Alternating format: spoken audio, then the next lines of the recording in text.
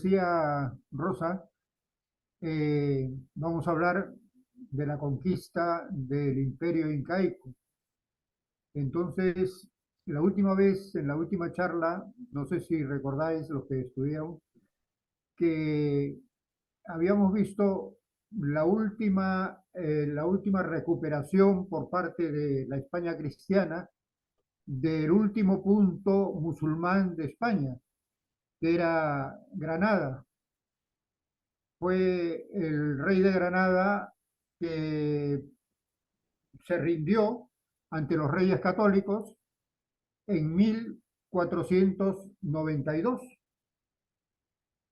Entonces, en ese momento, eh, la conquista de América, el descubrimiento de América, no está en sus planes, no hay nada parecido. Sin embargo, el rendimiento de Granada en enero de 1492 supuso el que los soldados, la gente que había intervenido en toda esta reconquista o llamada reconquista, se quedara sin trabajo prácticamente. Es decir, habían muchos soldados y poca mano de obra, pocos campesinos, porque a los judíos los habían expulsado y les habían dado un plazo para marcharse de España. Y los moriscos, que eran los llamados moriscos, los musulmanes que se quedaban en territorio cristiano, pues muchos de ellos abandonaron España, aunque a ellos no los expulsaron en ese momento. Después hubo una expulsión de moriscos un siglo y medio después, pero en ese momento, en el siglo XV, todavía no se había producido.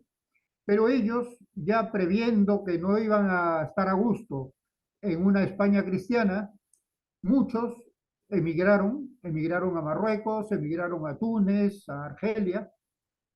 Entonces, había abundancia de soldados y falta de mano de obra, y había que darle de comer a esos soldados. Entonces, se presenta en Granada, como por arte de magia, un señor llamado Cristóbal Colón, que viene a pedirle a los reyes que le financien el poder hacer una expedición para descubrir las Indias a través del Atlántico. Esto es verdaderamente curioso que se produjera de esa manera, porque el descubrimiento de América suponía para España abrirle una puerta nueva para encauzar por ahí toda esa gente que había participado en la Reconquista, soldados que ya no tenían nada que hacer, que estaban ociosos. Entonces, de esa manera, pues fue una cosa providencial lo de que se presentara Colón. Colón ya había pedido la financiación al rey de Portugal, pero el rey de Portugal no le aceptó, no lo aceptó, no quiso apoyarlo, porque Portugal estaba más interesada en el este del mundo, es decir, quería descubrir la India a través del Océano Índico, es decir, dando la vuelta por el Cabo de Buena Esperanza, en el sur de África, y subir, cruzar la península arábica y continuar hasta la India. Entonces, mientras Colón estaba interesado por descubrir la India por el Atlántico, los portugueses estaban interesados en descubrir o en llegar a la India por el Océano Índico, por el sur de África. Entonces, no le aceptaron la propuesta y por eso es que se presentó Colón en Granada. Entonces, como digo, Granada acababa de ser tomada por los cristianos. El último rey de Granada, Boabdil, acababa de entregar las llaves de la ciudad a la reina católica, a Isabel la Católica. Ahí hay una frase histórica que posiblemente sea falsa, posiblemente sea apócrifa. Sin embargo, es interesante. Es la frase que le dice la madre de Boabdil. Boabdil fue el último rey granadino, nazarí de Granada. Le dice, llora como mujer lo que no supiste defender como hombre. Es una frase que ha quedado en la historia y es porque Granada, en el fondo, fue fácil tomarla. Es decir, no ofreció una defensa demasiado fuerte. Este rey Boabdil no defendió su reinado, su reino, y pudieron tomarla fácilmente. Entonces, la pregunta es, ¿qué hubiera pasado si no se hubiera descubierto América? Lo más probable es que hubiera seguido la reconquista a África y los ejércitos españoles hubieran pasado a Marruecos a tomar Marruecos. No es extraño porque Marruecos y Al-Ándalus, la España musulmana, tenían muchísima relación, puesto que en toda la época almohade, que fueron un par de siglos, fue un solo imperio, Marruecos y Al-Ándalus, con dos capitales, la capital europea, que era Sevilla, y la capital africana, que era Marrakech. Entonces había mucha relación y es más, se había intentado muchas veces invadir, conquistar Marruecos en siglos anteriores. O sea, Alfonso X el Sabio, después de la conquista de Sevilla por Fernando III, pues intentó también conquistar Marruecos. Entonces no hubiera sido extraño que la conquista hubiera seguido por allí. Pero no fue así, porque empezó la aventura americana. Es decir, la reina católica aceptó financiarle la expedición a Colón y Colón monta las naves en Huelva y sale de Palos de Mover el día 3 de agosto del mismo 1492, del mismo año, es decir, 3 meses después. Se dice que esos primeros tripulantes del primer viaje de Colón eran expresidiarios, era gente de mal vivir, que se apuntaban a una aventura extraña como esa, y eso no es verdad. No es verdad porque, como he dicho, había muchísima gente que no tenía trabajo en ese momento y todos estaban deseando poder meterse en una aventura de ese tipo. Luego yo creo que fue al revés, tuvieron que seleccionar más bien a la gente que tomaban para hacer el viaje a América. Hay una historiadora norteamericana, que en este momento no me acuerdo el nombre, que se ha interesado mucho por los pasajeros de este primer viaje, no pasajeros, tripulantes, de este primer viaje, y ha conseguido los nombres y los apellidos de todos. No eran muchos, porque solamente eran 3 naves, y eran naves con una capacidad de 40, 50 personas, no más. Y tiene la lista entera de quiénes eran, de dónde venían, y ahí no hay delincuentes ni hay expresidiarios. Entonces, el día 3 de agosto sale Colón de Palos de Mover. Y aquí viene la primera curiosidad, te lo digo como curiosidad extra a la historia, es que el 3 de agosto era la misma fecha que los reyes católicos le habían puesto a los judíos como plazo final, tope, para abandonar España. Es curioso que coincidan las dos fechas. Al final no coincidieron porque los reyes les aceptaron a los judíos una prórroga para marcharse de España de una semana más, 7 días más. Entonces, la prórroga era hasta el día 10 de agosto y los judíos pudieron salir de España hasta el día 10 de agosto. Pero en principio era el 3 de agosto, que es la fecha que escoge Colón para salir.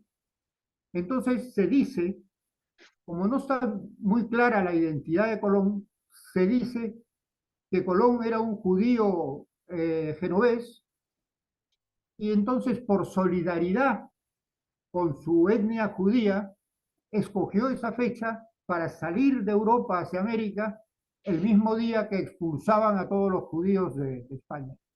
Es una teoría, pero es curioso, es digna de tenerla en cuenta, ¿no?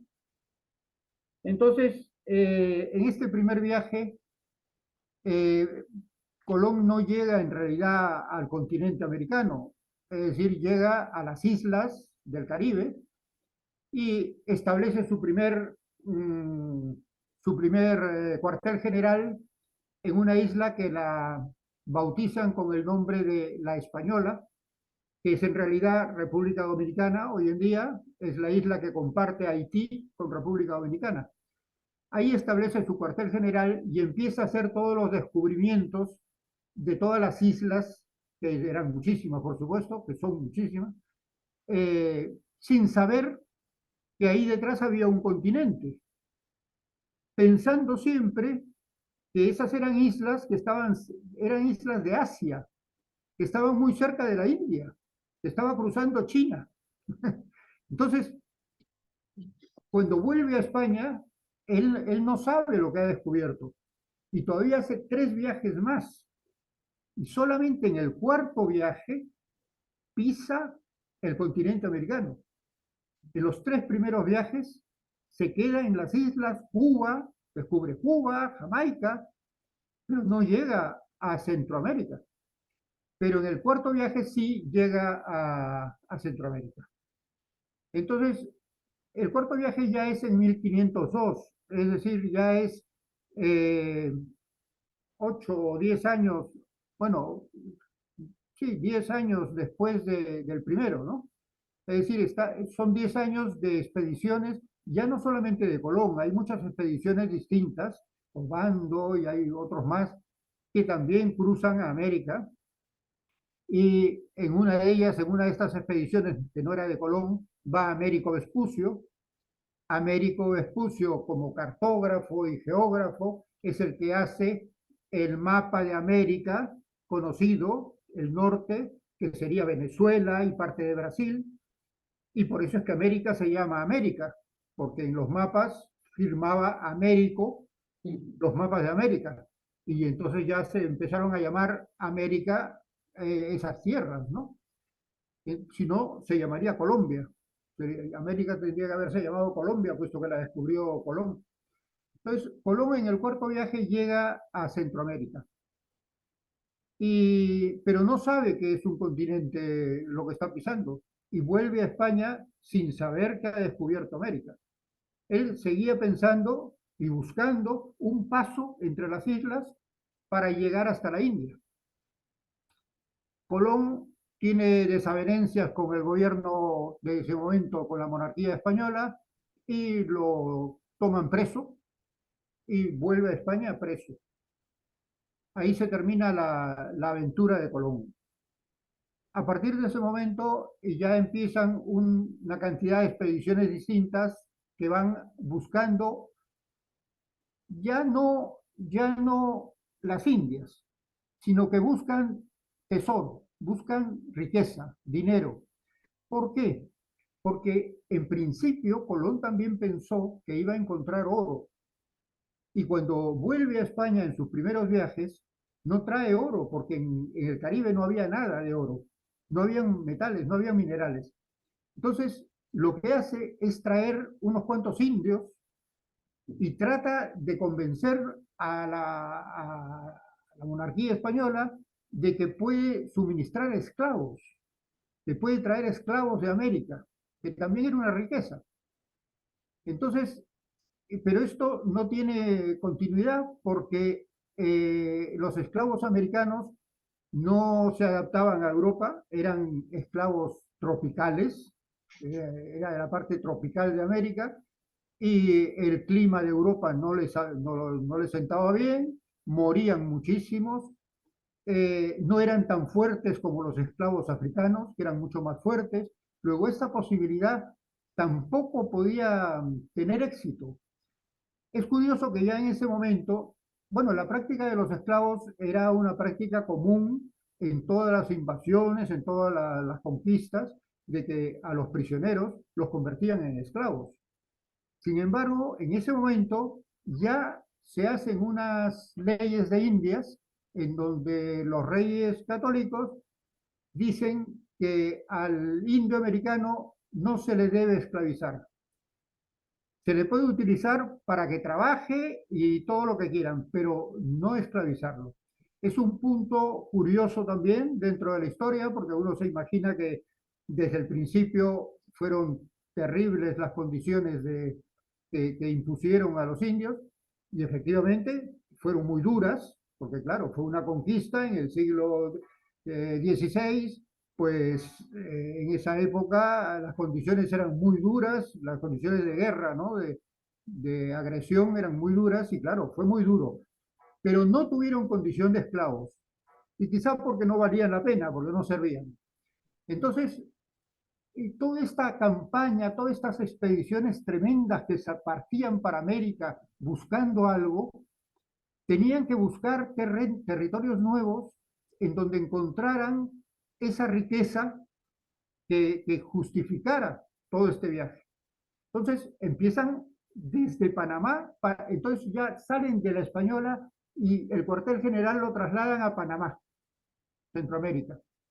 Y desde Panamá empiezan las nuevas conquistas. La primera y más importante es la de México. Hernán Cortés conquista México y en Panamá se establece toda una colonia ya española con mucha gente que vivía ya en Panamá. Entre entre los vecinos de Panamá había un señor que se llamaba Francisco Pizarro. Francisco Pizarro era una persona ya muy importante en Panamá, era regidor de la ciudad, uno de los regidores que se reunían, era como el alcalde, ¿no? Y, y ya llevaba en Panamá casi 20 años, cuando se enteran que no solamente al norte estaba ese imperio de México, sino que al sur había otro imperio igual de importante que el mexicano.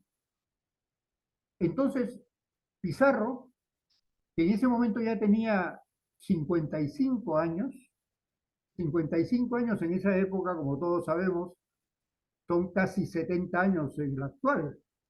Es decir, con 55 años se interesa por el tema y es otra curiosidad de la conquista de América, que se pone de acuerdo con otro señor que se llama Diego de Almagro para ir a hacer expediciones hacia el sur y averiguar qué había en el sur.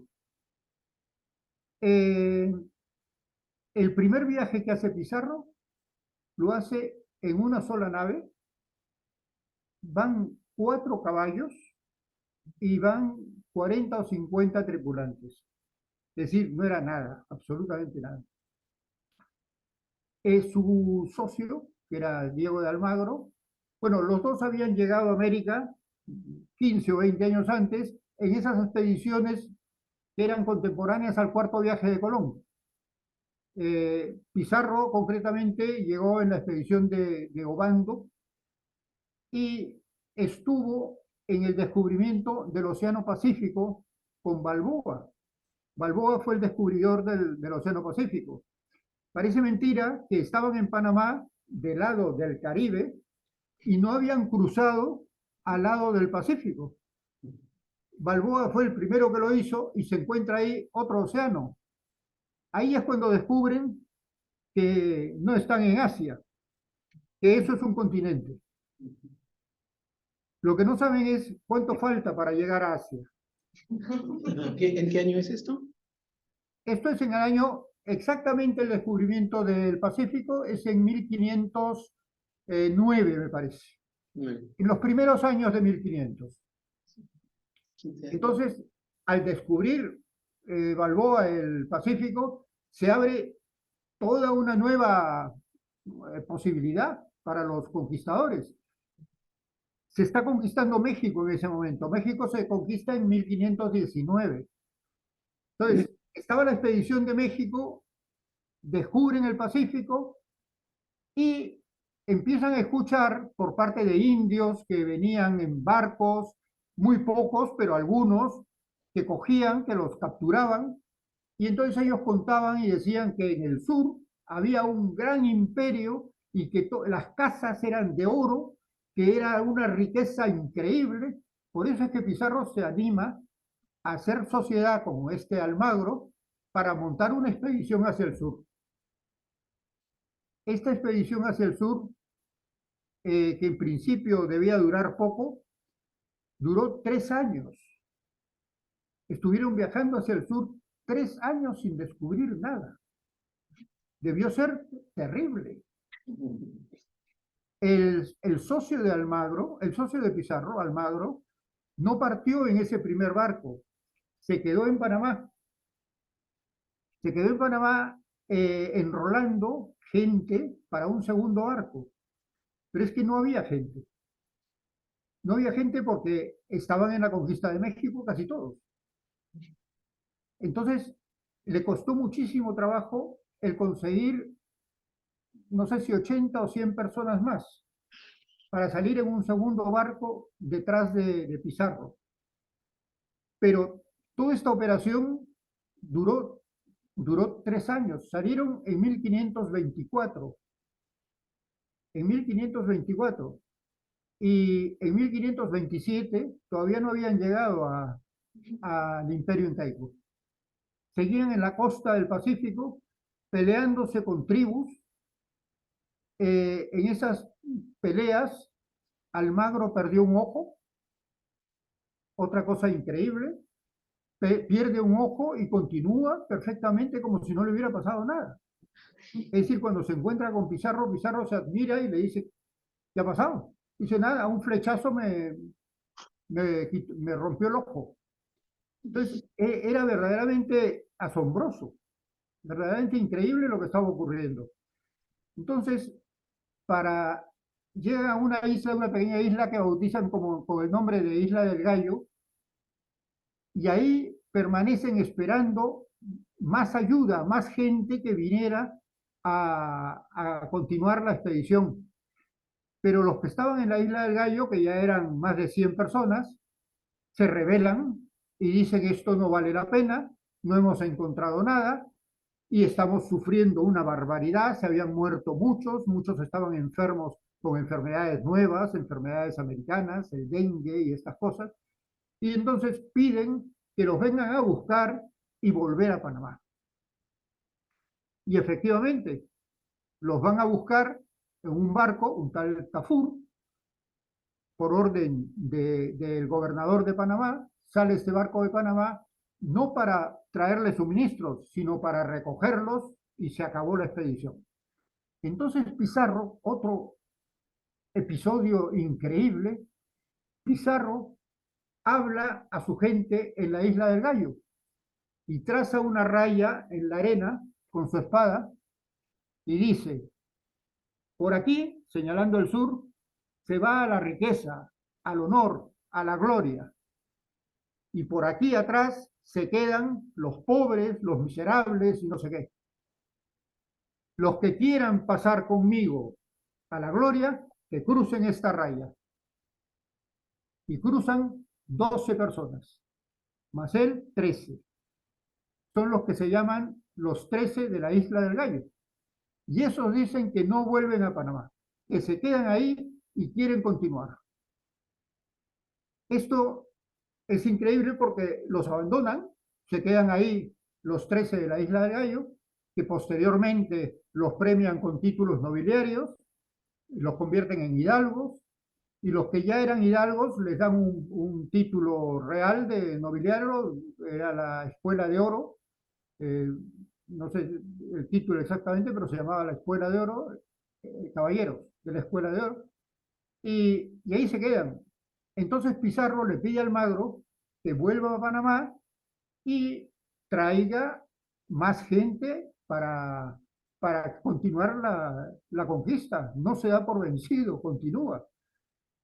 Y mientras esperan, ellos hacen pequeñas expediciones hacia el sur y se llevan la sorpresa que la isla del Gallo ya estaba prácticamente en el Imperio Incaico. Estaba muy al norte, pero ya ahí llegaban cosas del Imperio Incaico. Y cuando ellos hacen sus expediciones, se dan cuenta que lo que están viendo ya no son tribus de indios que los vienen a atacar, sino que son pueblos y ciudades magníficamente bien construidos. Los incas construían muy bien, con piedra. Entonces, Pizarro se da cuenta que lo que tiene delante es realmente un imperio muy importante, con gente muy importante, porque los atienden, los reciben bien, no los atacan. Pizarro entra en las ciudades, en las familias, es decir, come con ellos y se da cuenta que eso es un gran imperio, que no puede invadirlo con 100 personas. Entonces se vuelve a Panamá, todos vuelven a Panamá. Y Pizarro viaja aquí, a España, nuevamente, a hablar con los reyes y a decirles que efectivamente que ahí lo que hay es algo muy importante y que hay que conquistarlo y se necesita muchísimo apoyo y muchísima gente. Entonces aquí los reyes le dan a Pizarro unas capitulaciones, que son unas leyes, unos contratos, para poder hacer la expedición.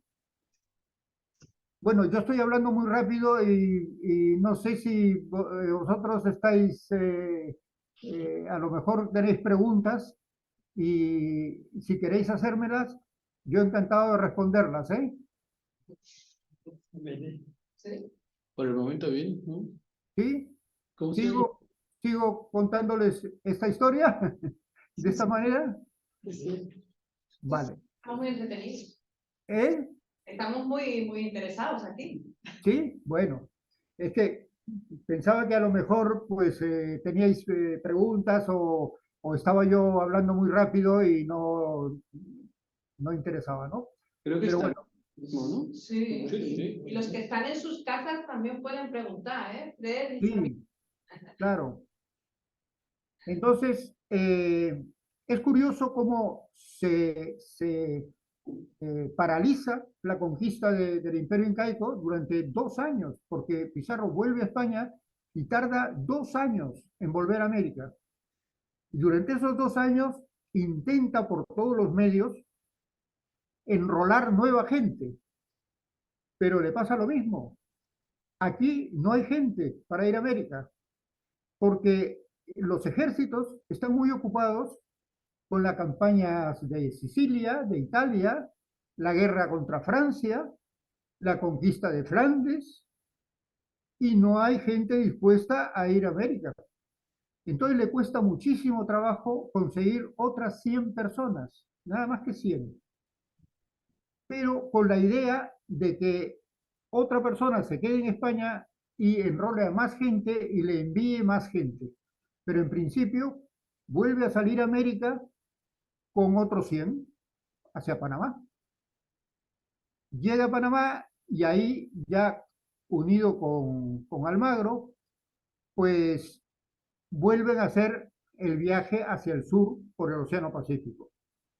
Almagro se vuelve a quedar en Panamá, baja solamente Francisco Pizarro con ya mucha más gente, ya no eran 4 caballos, ya habían como 35, no eran muchos, pero bueno, y, y ya es territorio conocido, ya que ellos saben perfectamente bien la costa del Pacífico, ya la habían hecho, llegan a la isla del Gallo, continúan y desembarcan en un pueblo del imperio incaico que era Piura, que es el pueblo más al norte del Perú.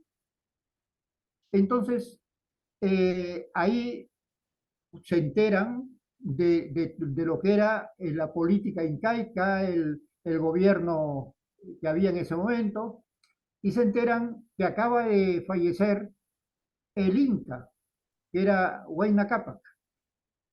El Inca acaba de fallecer y sus herederos eran Huáscar y Atahualpa, 2 hermanos, 2 príncipes. La monarquía incaica normalmente era igual que la monarquía europea, era al mayor. El mayor era Huáscar, luego el legítimo heredero era Huáscar. Pero Atahualpa intenta quitarle el trono a Huáscar. Esa era la situación que encuentra Pizarro cuando llega a Piura. No están en guerra los 2 hermanos, pero podría empezar la guerra en cualquier momento, porque están enfrentados Los ejércitos incaicos, que eran muchos, que eran miles, también había unos partidarios del legítimo Huáscar y otros partidarios de Atahualpa. Atahualpa se crió en el norte, era más bien de la parte de Ecuador. En cambio, Huáscar era más del Cusco, del sur, que era la capital, en realidad, del imperio incaico.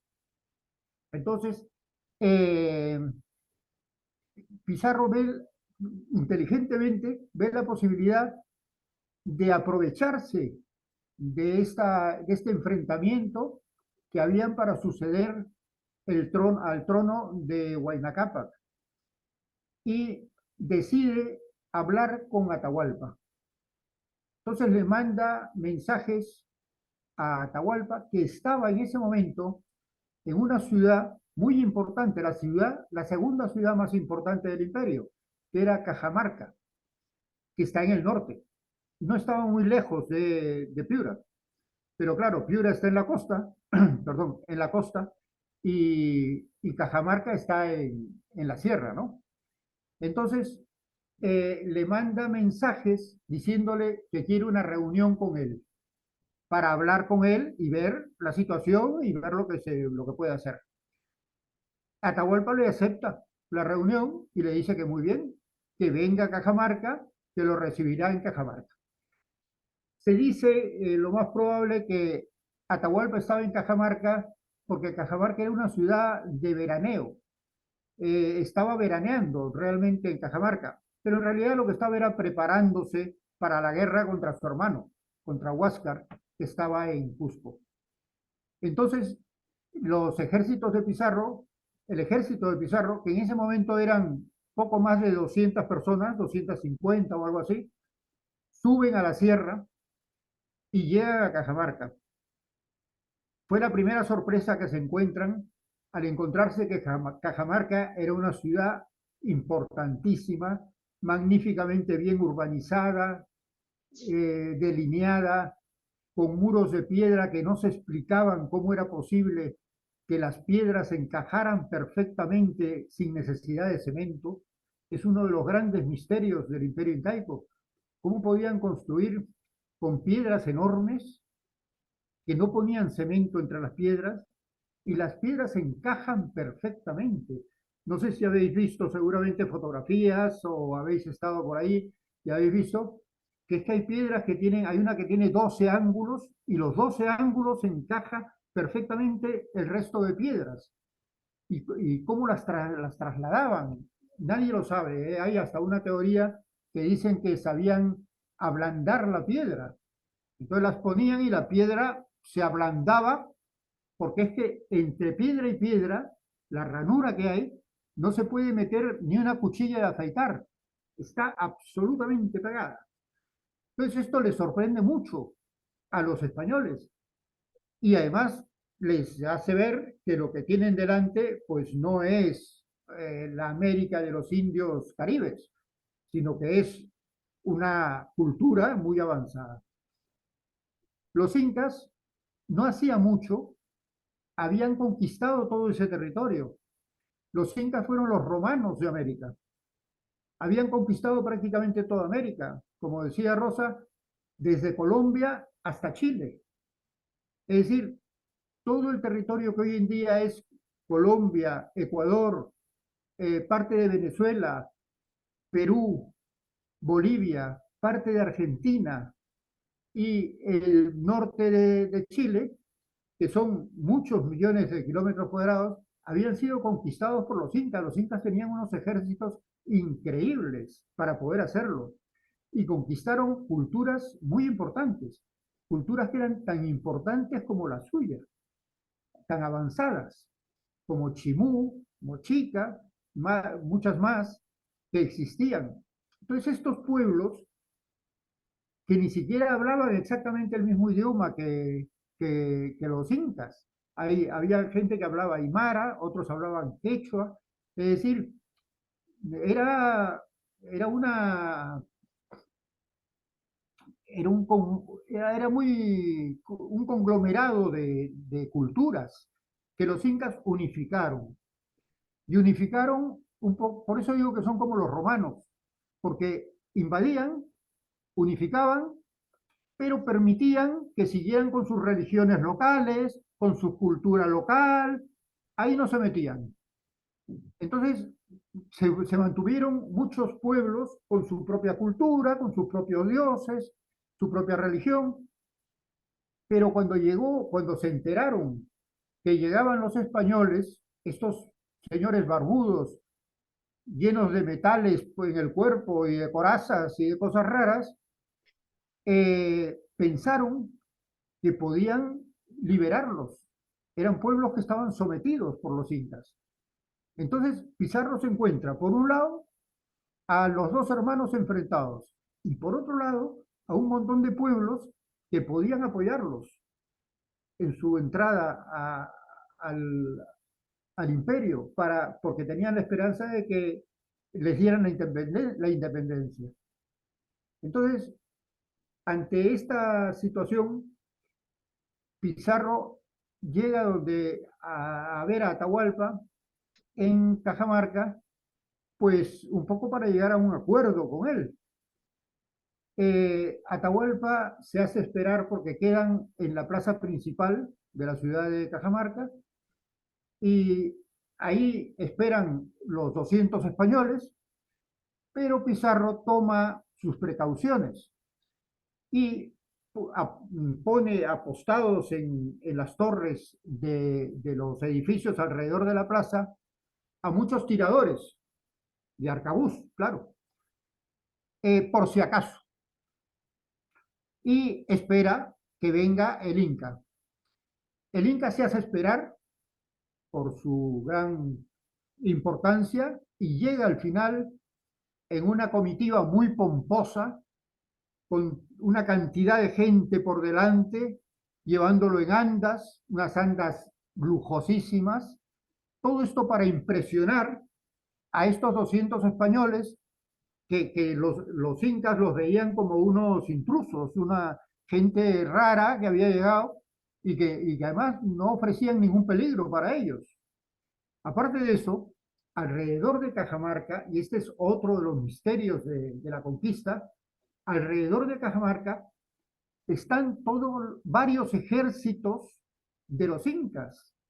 Hay varios generales. Está Rumiñahui, está Quisquis, que eran generales importantísimos que habían participado en las conquistas de los incas. Son miles de soldados, de guerreros, miles de guerreros que están a todo alrededor de la ciudad. Hay cerros alrededor y están apostados en los cerros. Luego Atahualpa no tenía nada que temer ante 200 barbudos. Cualquier cosa que pasara, esos ejércitos iban a entrar a Cajamarca y no iba a quedar un solo español vivo. Es curioso que aunque los consideraban como unos intrusos que no tenían importancia, sin embargo, había algo que verdaderamente los sorprendía a los indios, y era físicamente se parecían los españoles a su dios, al dios Viracocha. Viracocha era un ser barbudo como los españoles, más blanco. Entonces, ahí hay algo que no encaja en la historia. Nadie sabe por qué los dioses incas eran así. Hay una teoría que dice que los vikingos llegaron muchos años antes por ahí, después desaparecieron y los incas empezaron a pensar que eran dioses. A mí me extraña porque los vikingos yo creo que a América, al único sitio que llegaron fue a Terranova, en el norte de Canadá, y el norte de Canadá está muy lejos del sur de América. O sea que me extraña mucho que llegaran los vikingos en algún momento a América y esa sea la razón por la cual los españoles fueron llamados como los viracochas, los llamaban los viracochas, porque se parecían a su dios. Entonces, ante todas estas cosas raras que ocurrían, de todas maneras Atahualpa era el príncipe heredero, él se consideraba heredero, aunque Huáscar estaba en el Cusco, y no tenía nada que temer. Sin embargo, cuando empiezan a hablar hablan a través, fíjense cómo son las cosas, a través de un traductor. Es increíble. Cuando Pizarro estaba en la isla del Gallo y cuando hacían sus primeras expediciones por la costa, tomaron prisioneros. Y entre los prisioneros había un indio muy jovencito, que tendría 12 o 14 años, que demostró gran habilidad para aprender idiomas y aprendió a hablar castellano muy rápidamente. Entonces Pizarro lo cogió, se llamaba Felipe, y le decían Felipillo. Cogió a Felipillo y le dijo, tú vas a ser intérprete nuestro durante toda la expedición. Y se lo llevó con él. En Cajamarca, Felipillo estaba ahí, traduciendo lo que decía Pizarro a Atahualpa y a Atahualpa a Pizarro. Otra cosa que se dice es que Felipillo era muy listo y que no traducía exactamente lo que se decían entre los dos. Pero esto no se puede comprobar, pero parece que es cierto. Es curioso también. Pero bueno, no tuvo mayor importancia. El hecho es que no parece que se pusieron de acuerdo y un cura que iba en la expedición de Pizarro se puso nervioso con Atahualpa, porque Atahualpa lo que primero que le pedían era que tenía que reconocer los dioses cristianos. Y claro, eso es muy difícil que el rey, que el Inca aceptara, ¿no? Entonces, el cura este se puso nervioso, por lo visto, cogió la Biblia, se la puso en las manos a Atahualpa y le dijo, jura por esta Biblia que el Dios cristiano es el Dios de todo el mundo, ¿no? El Dios verdadero. Entonces, el Inca cogió la Biblia y la tiró al suelo. Lógicamente no tenía nada que aceptar.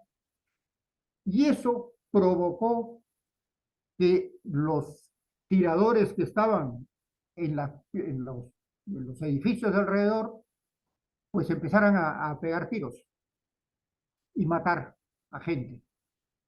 No le dispararon a Atahualpa. Atahualpa, el propio Pizarro, lo protegió para que no lo mataran, porque lo quería vivo, porque sabía que con Atahualpa preso, él podía meterse en el imperio incaico como quisiera. Pero si mataba a Atahualpa, entonces ya se montaba una guerra entre ellos y el imperio incaico, y tenían todas las de perder. Entonces lo mantuvo, lo protegió para que no lo mataran. Pero habíamos dicho que los ejércitos incas estaban alrededor de Cajamarca, miles de soldados. ¿Cómo es posible que esos soldados, esos ejércitos, no bajaran a defender al Inca? No lo defendieron, se quedaron allí, esperaron y vieron lo que estaba pasando. Y cuando lo vieron, se dieron media vuelta y se fueron. Dejaron que cogieran a su rey, a su Inca. ¿Qué explicación tiene esto? Que los ejércitos que habían alrededor, que era, ya he dicho, el general Rumiñahui y Ixquis, los dos más importantes, eran partidarios de Huáscar. Y entonces, cuando vieron que iban a coger prisionero a Atahualpa, dijeron, pues muy bien, que lo cojan prisionero a Atahualpa, porque el nuestro no es Atahualpa, es Huáscar. Y lo dejaron que lo... O sea, fue un golpe de suerte increíble, porque si no hubiera sido así, es que no quedaba un español vivo en Cajamarca, es que los hubieran aplastado totalmente. Iba a preguntar, ¿tenemos una idea del orden de, ¿se dice orden de tamaño? Entre, bueno, el ejército español tenemos una idea como 200, los incas, no sé, es como 10 veces, 100 veces, 100 veces, perdón, más grande que los españoles. Sí, claro. No, o sea, tú dices en número.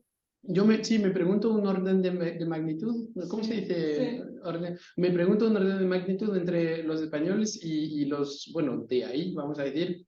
En Sí. ese momento, ya te digo, eran aproximadamente 200 españoles. y 30 y tantos caballos. Y Y los otros, eran miles de indios en el ejército de estos generales. bueno, Pero la corte de Atahualpa, los que bajaron a la plaza de Cajamarca, esos eran también unos 300 o 400, no eran más. bueno, Por eso es que pudieron matarlos, porque la batalla se circunscribió a la plaza de Cajamarca, porque los otros, los que estaban alrededor, esos no intervinieron. Por eso pudieron hacerlo. Entonces, en ese momento, cuando cogen los españoles Atahualpa, entonces ya han tomado partido, vamos a decir, por el príncipe legítimo, por Huáscar.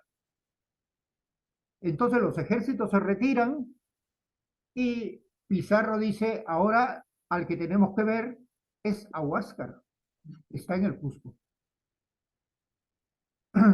Atahualpa queda prisionero e intenta que lo liberen y como ve que los españoles preguntaban mucho por el oro, lo que querían saber era dónde estaban los tesoros, dónde estaba la riqueza. Entonces Atahualpa les dice, si yo les doy a ustedes mucho oro, ¿me sueltan? Y los españoles le dijeron, sí, pero nos tienes que dar tanto oro como para llenar esta habitación, una habitación que sería enorme. El Inca Atahualpa levanta la mano, hace una raya en la pared y dice, yo les lleno esta habitación hasta esta raya de oro, pero ustedes me liberan a mí y se lo aceptan. Entonces empieza una cantidad de gente, de indios de todo el imperio incaico, llevando oro a Cajamarca, estatuas, dioses, todo tipo de cosas de oro para que liberen a Atahualpa. Aquí hay un hecho, un episodio que es verdaderamente lamentable, que es que por la razón que fuera, Pizarro piensa que Atahualpa ya no le interesa que esté vivo, porque sabe que Huáscar lo apoya a él, sabe que Huáscar está contento. Entonces, antes de que Atahualpa llegue a cumplir su promesa y llenar esa habitación de oro, antes de hacerlo, lo manda a matar. Eh, Fue tan conflictivo el hecho de asesinar a Atahualpa que tuvo que escoger un momento en que, por ejemplo, no estuviera Hernando Pizarro. A Hernando Pizarro, su hermano. Hernando Pizarro era hermano de Francisco Pizarro, era su hermano mayor. A Hernando Pizarro lo mandó a hacer una expedición, una campaña para descubrir nuevas cosas por ahí, pero se lo quitó de encima. A Hernando de Soto, que era otro también se lo quitó de encima. ¿Por qué? Porque estos conquistadores no hubieran estado de acuerdo en matar a Atahualpa, porque le tenían hasta aprecio, porque se habían hecho amigos de él, jugaban al ajedrez, le enseñaron a jugar al ajedrez a Atahualpa. El ajedrez era un juego que, como ustedes saben, en esa época era muy popular. Y entonces jugaban al ajedrez con Atahualpa en su prisión. Ellos no hubieran visto justificable matar a Atahualpa. Entonces, esto es lo que hace Pizarro, es en un momento en que esta gente no está, manda a matar a Atahualpa. Es un hecho verdaderamente lamentable, pero bueno, fue así. Eh, el tesoro, el oro de esa habitación, que se llama el tesoro de Atahualpa, se lo reparten entre los conquistadores que habían tomado parte en la captura de Atahualpa, en Cajamarca. La lista es perfectamente conocida, eran 160 o 170 conquistadores, de los cuales 130 y tantos eran de infantería, es decir, de a pie, no tenían caballo, y 30 y tantos o 40 eran caballeros de caballo. Entonces se lo reparten y les dan 10.000 pesos de oro a cada uno de los caballeros, porque se suponía que con el caballo pues habían hecho más por la conquista que los que iban a pie. Y a los infantes, a los de infantería, les dieron 5.000 pesos de oro.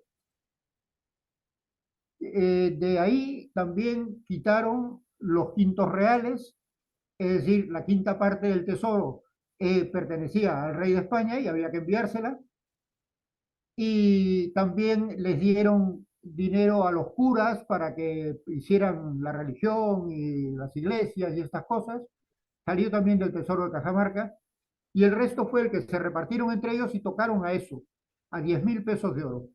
10.000 pesos de oro para los caballeros era una fortuna increíble, y 5.000 pesos de oro también lo era.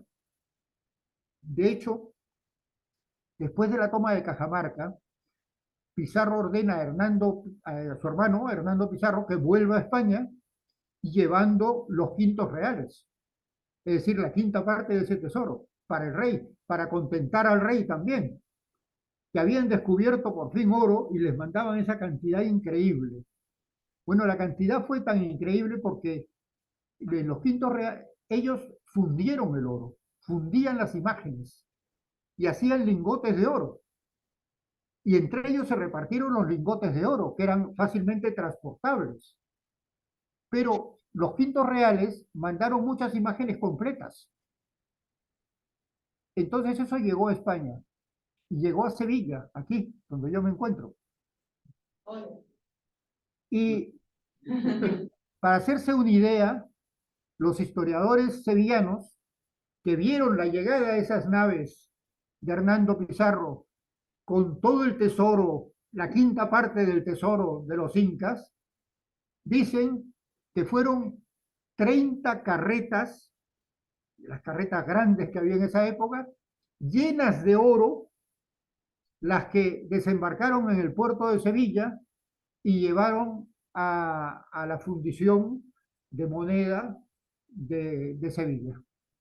30 carretas. Y dice que habían cosas tan increíbles como, por ejemplo, una fuente entera de oro con imágenes seguramente sagradas, de oro también, todas completas, que daba pena fundirlas para hacer moneda, ¿no?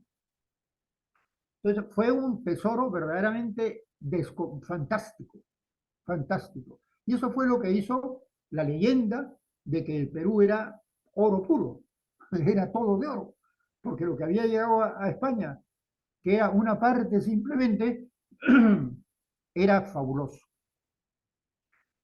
Los conquistadores de los que capturaron Atahualpa, ese dinero que recibieron era tanto que muchos de ellos se embarcaron ya con Hernando Pizarro y se volvieron a España. Ya no querían seguir ninguna conquista, ya tenían suficiente riqueza como para volver a España y ser unos magnates. Otros no, otros continuaron, y sobre todo los que no habían recibido nada, porque detrás de la captura de Atahualpa llegaron muchos, pero ya Atahualpa ya estaba preso. Luego, ellos ya no recibieron nada del tesoro de Cajamarca porque no participaron.